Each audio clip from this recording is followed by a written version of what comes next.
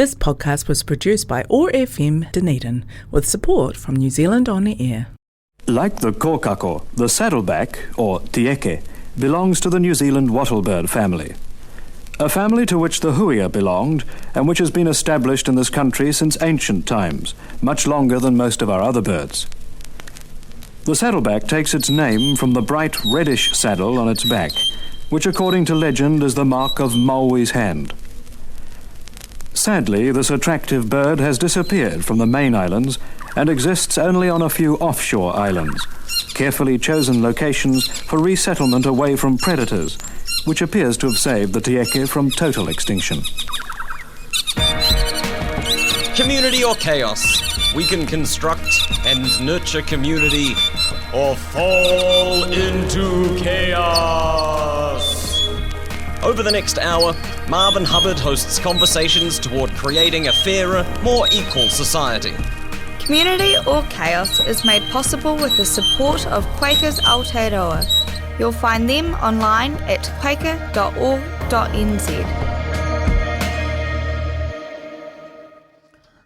Good morning, friends.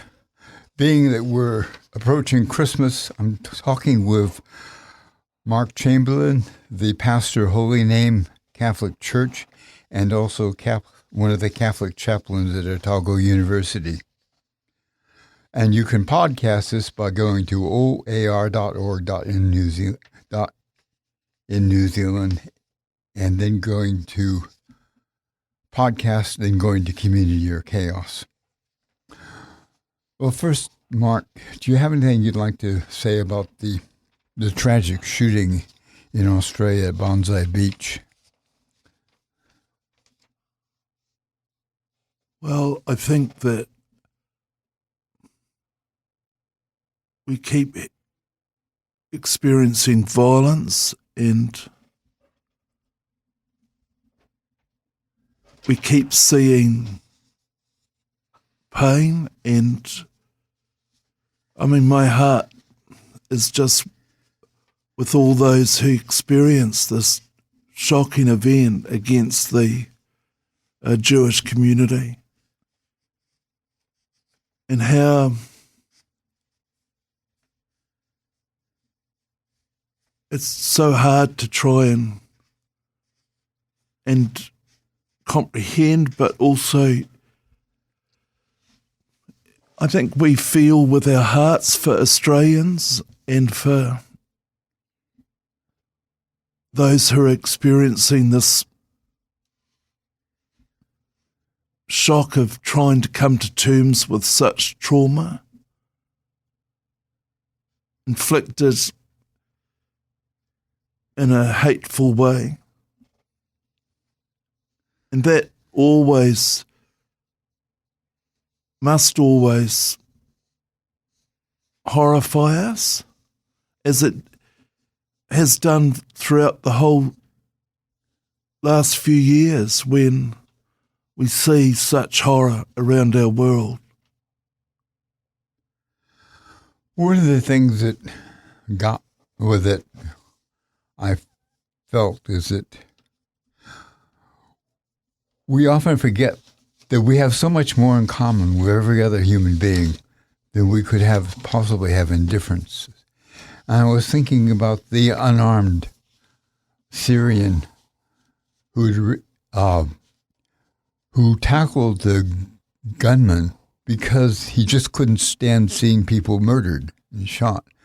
And his family said, well, he wouldn't have cared who it was that were being killed. He was the kind of person who would intervene. It took a lot of courage, but also his first thought was of people who were being killed. That's right, and it's I think, Marvin, what we're both really talking about is how this event is a violent attack on humanity, on our humanness, and that horrifies us when we see that. I mean, we see that with gun events in the US. We're feeling pain with what's happened at Bondi. And we've we've encountered it, seeing what's happening in the Ukraine and what continues to happen. Almost estimated 80,000 people killed in Gaza so far. What the evil is to do with the forgetting that we are human and that we share a heart and share hopes and share dream. I think every act of inhumanity hurts every human being. Yeah. That every act of inhumanity makes us all less human or lesser. Yeah.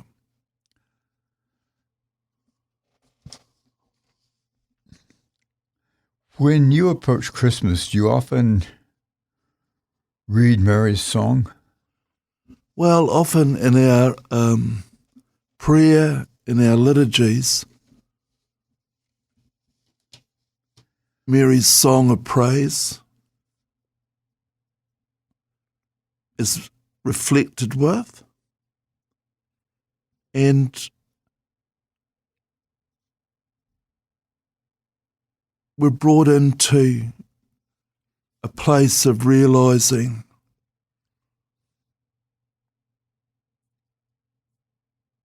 something of God's imagination. Maybe you could read it. My soul magnifies the Lord. My spirit rejoices in God my Saviour, for he has been mindful of the humble state of his servant. From now on all generations will call me blessed. For the Mighty One has done great things for me. Holy is his name. His mercy extends to those who adore him from generation to generation. He has performed mighty deeds with his arm and scattered those who are proud in their innermost thoughts. He has brought down rulers from their thrones, but has lifted up the humble.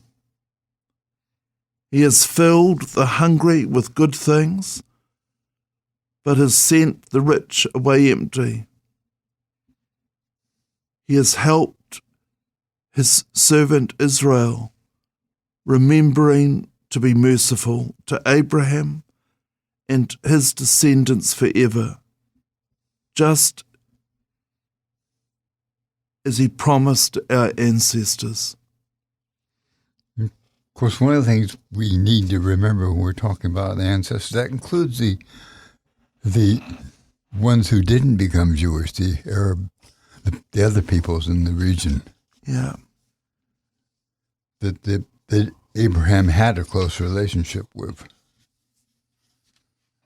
And that's why I guess that sometimes the Islam, Christianity, and Judaism are called the Abrahamic religions. Yeah, that's right. This really emphasizes two things, doesn't it? Gratitude, but also the divine care for humbleness and for the poor. In a way, to approach God, don't you have to be humble in a sense that we get in the way, don't we? Yeah. We don't. Instead of asking where is God, we might ask where are we? That's right. Does this also indicate the teachings of Jesus about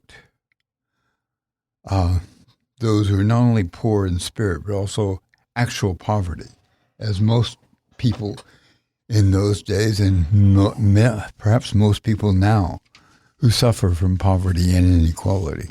Yeah.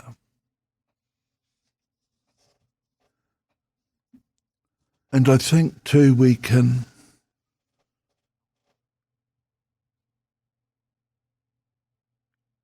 forget or easily not be aware of that here is this young woman and encounters God's intent. It's unbelievable. How could this happen? How could this be? And how's it going to be? So Christmas brings us right into the place of how God imagines to be with us and thinks of how to be present.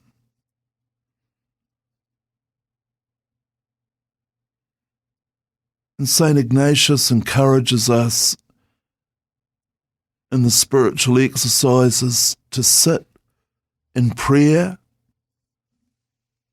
with the Trinity as they gaze at the world, as they gaze at every part of the world, and he paints a mural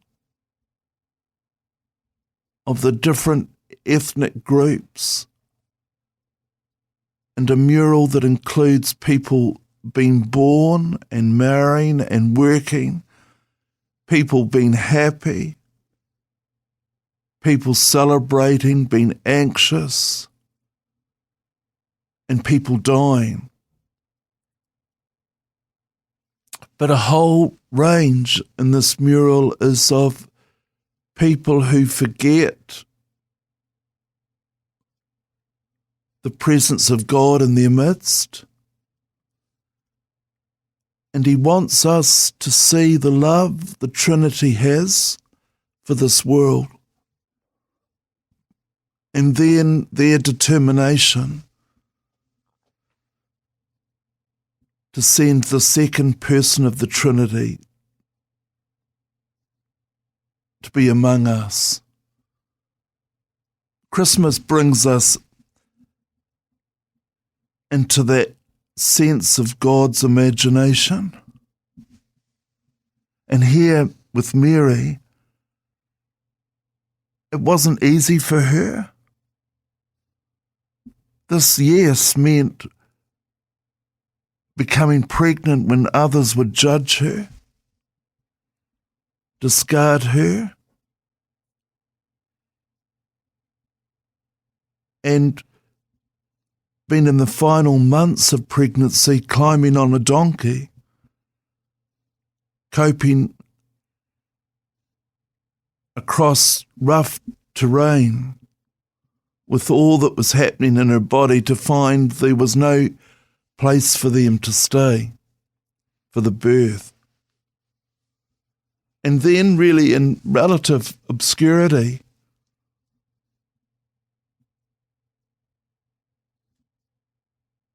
until she holds her crucified son.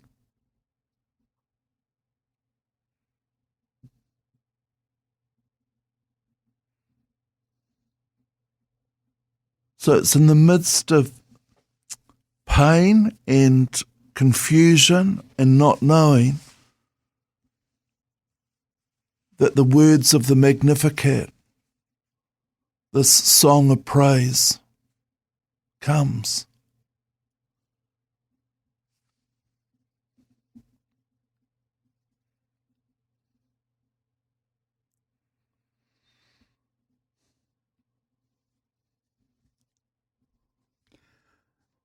The story of them not having a place to give birth, a place to sleep, and it reminds me so much of the fact that in relatively wealthy countries, quite wealthy countries like the United States, but also New Zealand, people are homeless and often have no place to sleep, and are sometimes looked down upon, even by government officials and politicians, who say it's their fault. It's not our society, it's personal responsibility.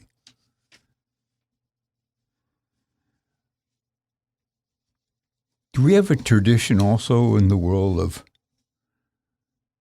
the common good, the need to look after each other for not only our own good, but the common good of everybody in society? And I think that's what horrifies us with moments like Bondi Beach, that somehow there's a level of awareness that reaches beyond ethnicity and faith-based to a space that we're human together. And what happens to us when we see in the cold nights of Dunedin other human beings having to sleep outside, having no place to stay. What goes on inside of us when we see children subjected to violence and real physical hunger.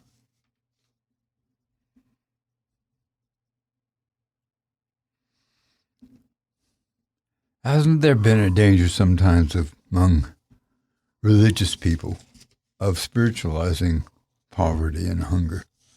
When it's a real thing. When you're hungry, you suffer. Well, I think one of the important parts of being Christian is to see, to notice where we are. And you can see and sense poverty when you are with other human beings who have to try and live or survive out of that space. And it's no good trying to come up with some kind of different way of hiding from the reality. I remember reading about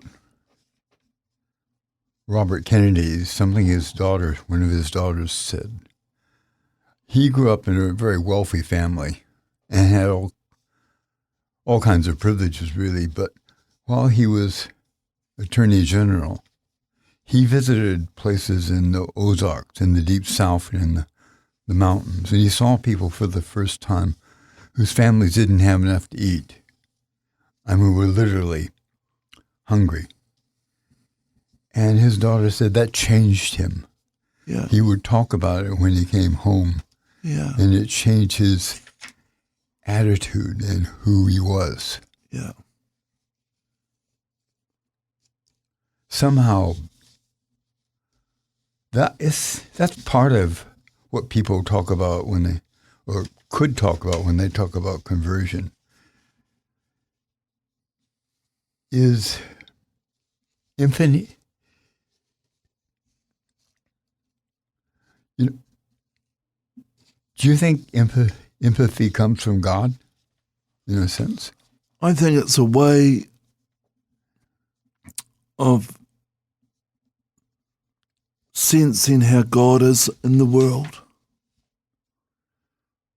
I think when we see others willing to actually see and feel and not interpret or spiritualize or enter into some kind of ideological interpretation, but actually just see and hear hunger, see homelessness, see the cold in the person, see them wet, with wet clothes and needing food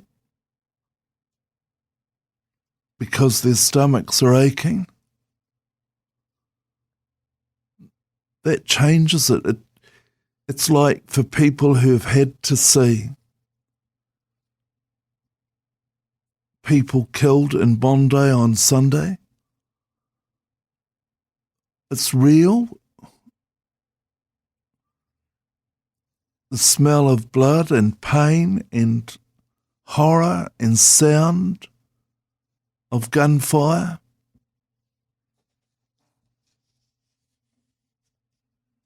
So we're confronted with a reality that horrifies us and needs to. And yes, maybe at Christmas what we see is the way God offers empathy and coming among us to be born one with us, to become human.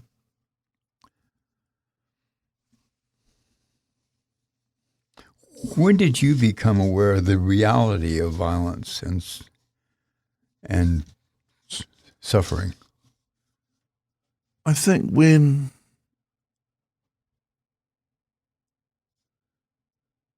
I remember as a teenager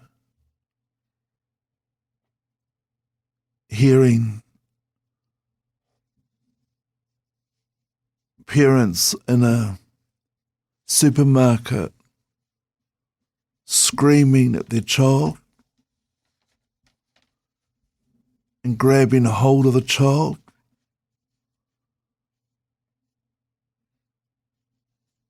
It's like you just get glimpses of this horror.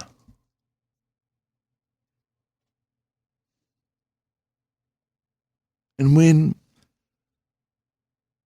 in New Zealand we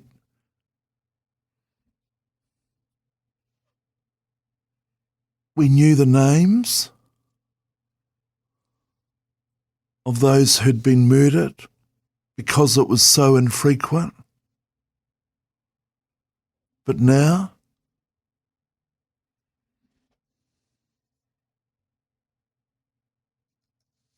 the horror of murder in any form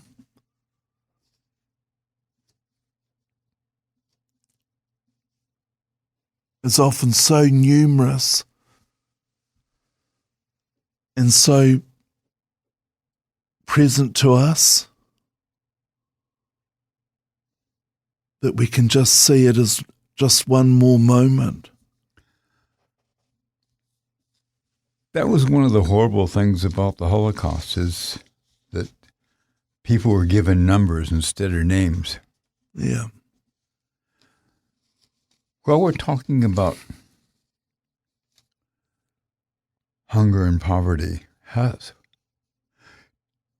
you have anything you'd like to say about, I understand Pope Leo has come up with a new encyclical on poverty. It was started by Pope Francis and completed by Pope Leo and was also edited by him.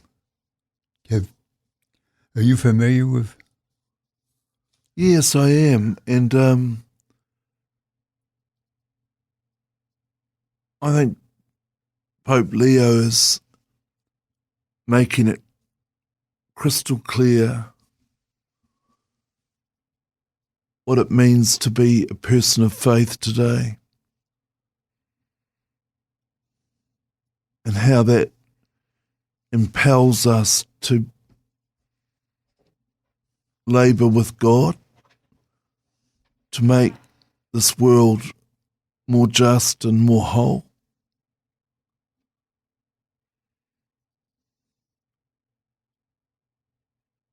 And again, Marvin, it's this time of the year, this Christmas time,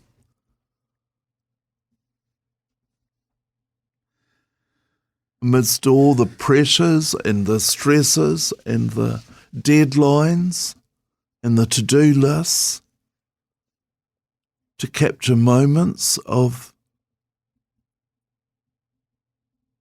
stillness and bringing to our hearts what we're actually celebrating.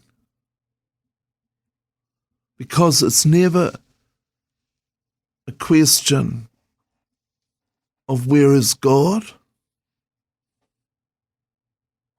but it's a question of how is God present?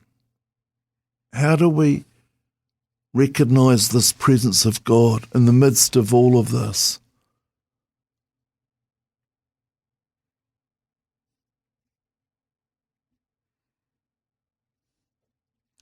I might play a song by Marian Anderson. Was always one of my mother's favorite singers and mine. She was a classical singer. She, in her younger days, wasn't allowed to sing in the classical opera houses and so on in America because she was Afro-American. My mother said that she sang once by the Lincoln Memorial.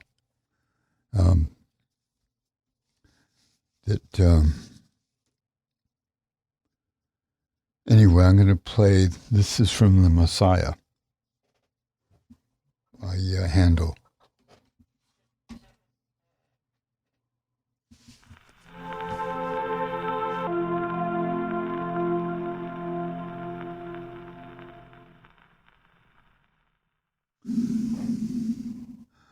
Well, that was The Messiah from Marian Anderson, the Afro-American classical singer in the 40s, 50s, and 60s.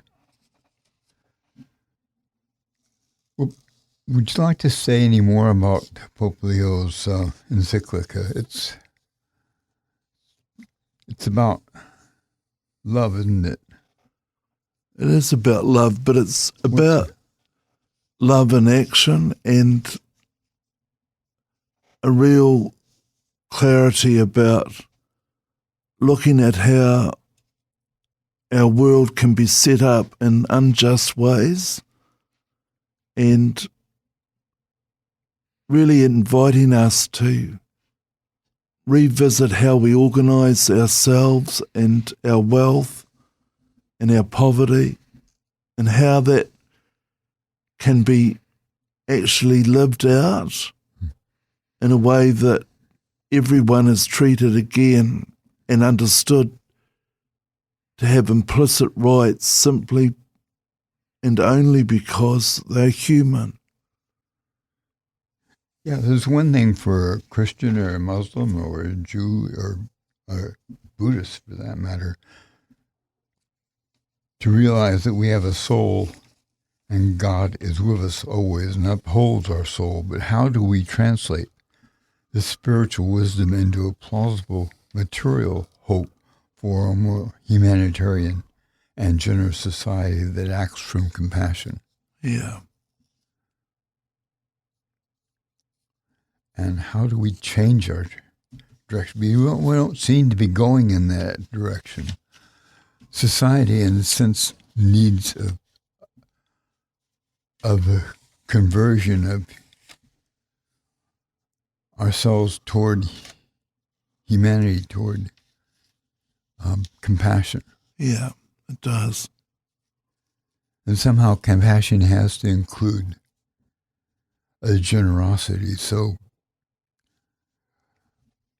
we see what we have in common and we share what we have in common. Yeah. That in the times ahead of us, it seems to be very important.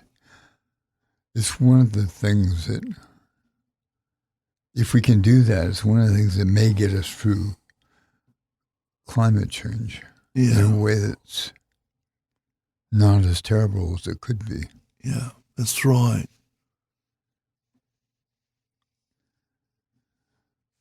There was a history professor at the gave the Burns lecture at University of Otago. He said that archaeologists found that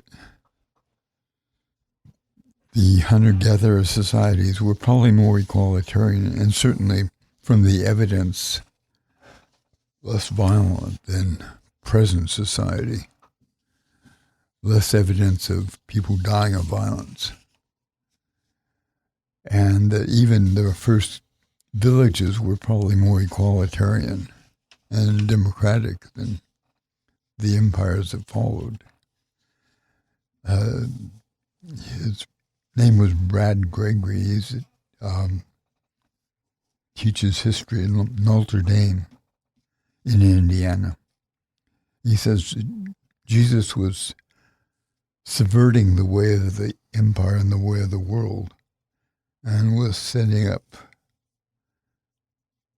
oblique alternative models for living with empire, but not surrendering to it.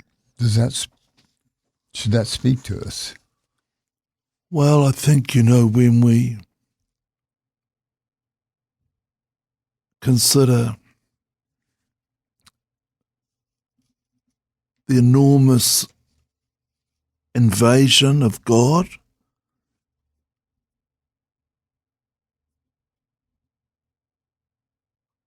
around this baby in Bethlehem, and how everything from this moment is upturned, and how Jesus comes, like Isaiah was very poetically and hope-filled, seeking that Messiah, that judge. But Jesus turns all that upside down, and so we have a judge who's crucified to a cross.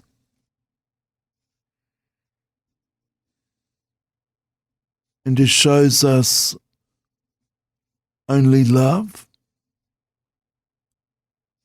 and the reaching out of love, and how when Paul insists that we reference Jesus as Lord, how all the other lords, or the most common lords at that time,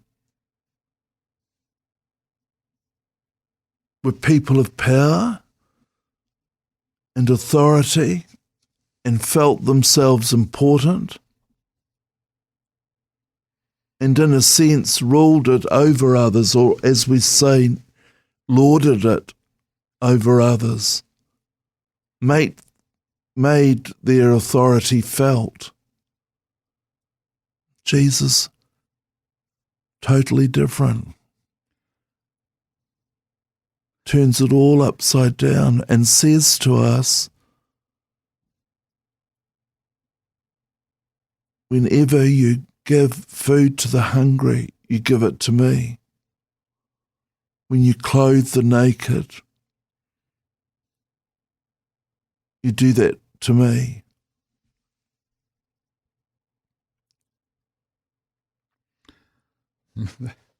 Yeah, in a way, that's partially answering a question I was going to ask you. How do you pray, and how do you convey the presence of God to other people? And I think you gave us a good part of the answer. Yeah. When we share with others, when we meet other people's needs, in a way, we're doing it for each other and for ourselves. We're also doing it for God. That's right. And I'm just thinking of a 36-year-old mum who has a house of 6 adolescents, and who for several months, a few years ago, was forced to live in a car with the children. And how in our reaching out with food assistance or practical help, how she comes, Marvin, 2 weeks ago to me with an envelope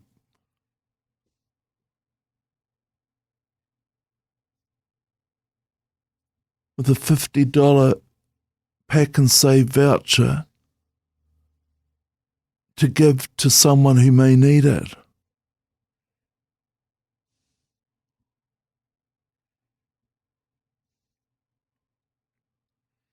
And that's when the question of where is God falls away. Suddenly, it's answering, how is God present? Well, here it is, in a pack and save voucher. That presence of a loving God. So Jesus, as Professor Gregory has helped us to see, turns everything upside down. Not in a cognitive way, not in a policy way, but just simply by being who he was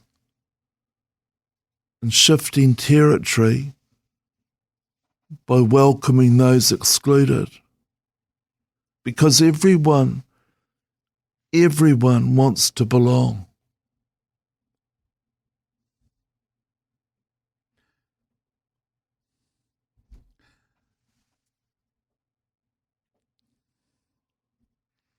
Seems to me that it's harder to build bridges than it is put up walls. Yeah. But putting up walls is an act of fear, isn't it? Mm-hmm. Well, it's an unwillingness to see.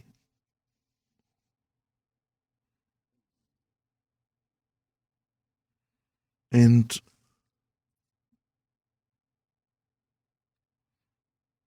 it's a refusal to realise that we're all together. That's why, our friend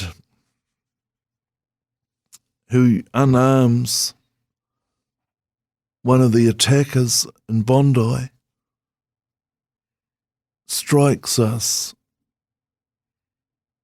with something of what God's mission is in this world, to appreciate that we're human.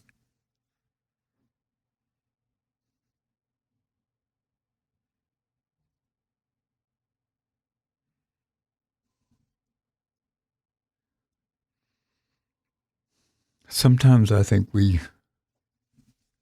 value our differences so much that we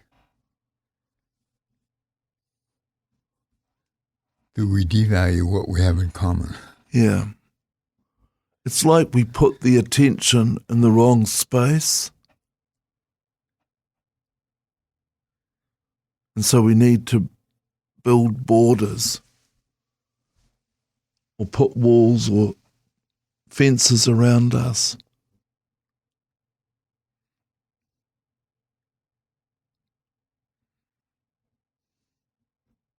And forget that really it's about hospitality to everyone.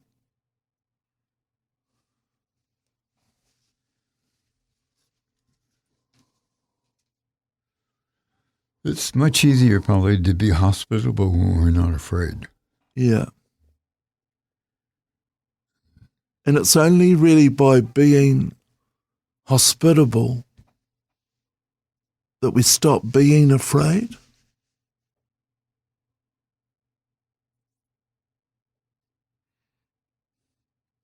those earlier distinctions fall away?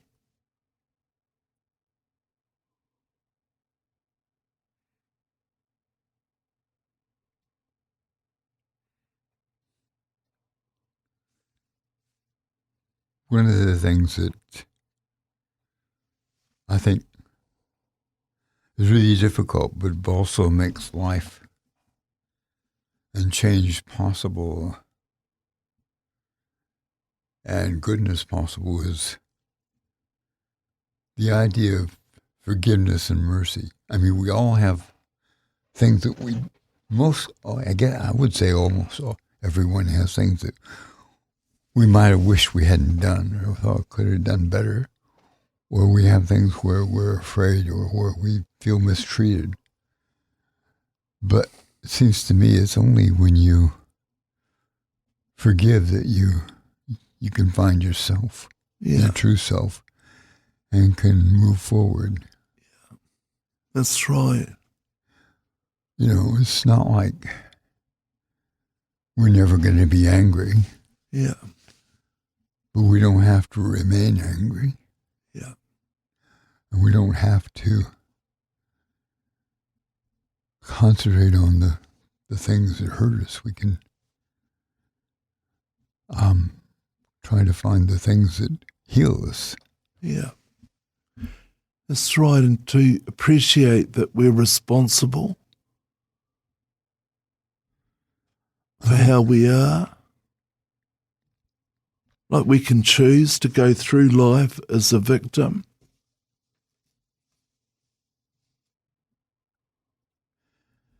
One of the things that, in a real sense, can heal people is the idea of gratitude for our life. They have the idea that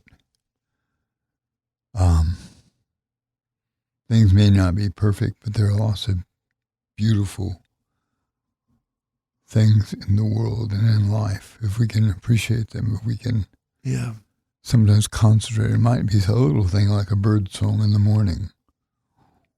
Or if you have a cat or a dog, with those animals relate to you. Yeah, that's right. And it's been able to recognize those moments, or as you were saying earlier, listening to a piece of music. It's got hope and peace and love in those choiceful moments where, despite what's going on around us or beyond us, we choose to notice this flower or this tree or this movement of the wave. Not every movement, not every tree, not every flower, but we are present to gratitude. And a good practice for all of us, I think, at this time of the year is not only to be asking ourselves, what's this year been about? But actually to say, look, what am I grateful for? What have been the moments when I look back I can truly be grateful for? And as we enter into the festival of Christmas, who am I most grateful for?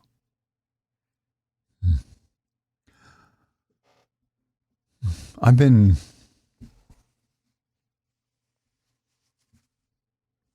walking with the Palestinians for the last couple of years. I guess it's been almost that long.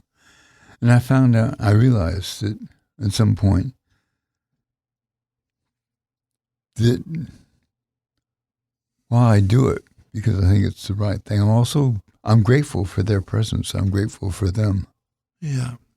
Because I'm not grateful for their suffering, but I'm grateful for their presence and the way they react to suffering.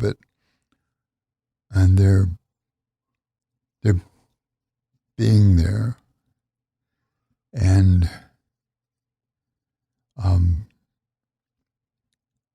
going on those walks once a week or once a month, and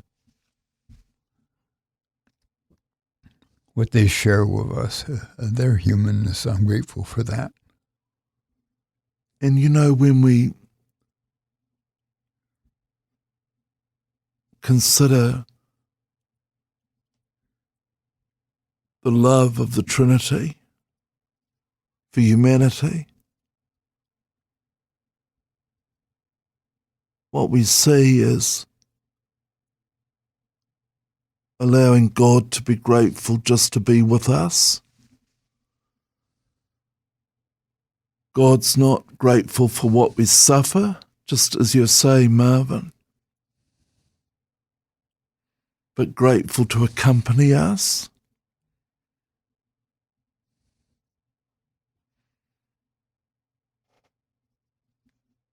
And maybe for those that you've walked with, again, it's not anything other than being with, being beside. And those in Bondi are going to be needing more and more people who are simply willing to be with them. They can't stop the shooting that's happened. They can't retrace it or reverse it, but they can accompany and be with and cry with.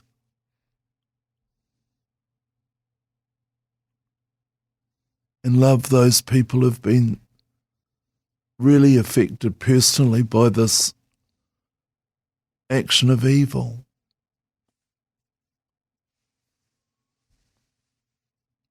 So your way of faithfully being on those walks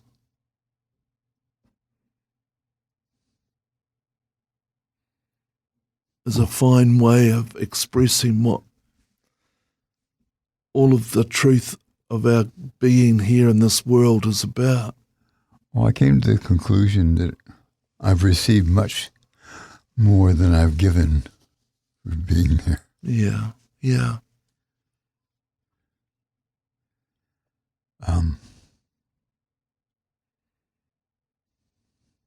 And isn't that what Francis says to us, Saint Francis? It is in giving that we receive.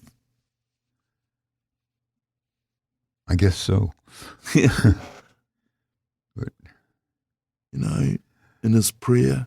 I've been fortunate. I've received lots of friendship in my life, including my present life in my own neighborhood and so on. But Marvin, you offer a lovely gentleness.